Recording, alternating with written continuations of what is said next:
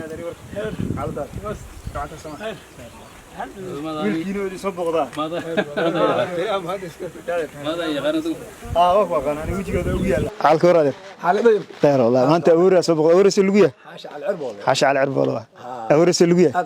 hadu fiican maana khayr adeer iska fiican assalaamu alaykum halka warma sheekh macadina awray waxaan nahay wiilashiinii oo booqashiidu ku yimiday waa ku maasantihiin sida wanaagsan ee aan noo soo dhaweyseen awray inay saan ahaato ma doonayn inay saan ka qurux badnaataa doonayna inay wadooyin inay laami yeelato inay hamsi haj yeelato inay saldhig ciidan yeelato maxaa intaasi badan ay dawladdu noo soo wadaa meelaha dawladdu qabato aragteen Soomaa maxaa yaa ka qurux badan meelahaas oo kale inay awray noqoto ayaan rabnaa yaa ka dhigi kara idinku uun baa ka dhigi kara haddii aan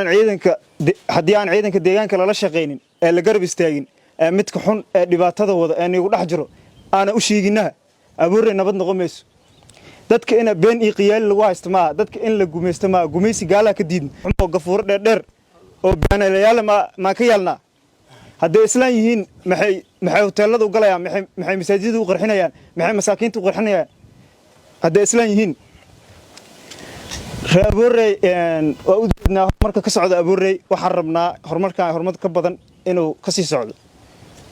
markii idin haysteen Abuurey saan may u qurux badneed saan may u dhisneed saan may u shidneed masaana iskuul ma laga dhisay ma gabadha wax ku baranaysa ma wiila wax ku baranay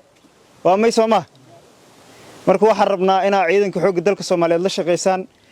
dadka deegaanka oo macwisleyda leeyahay inaa la shaqeysaan arabna waxa halkan baaq ugu diraya fariin ugu diraya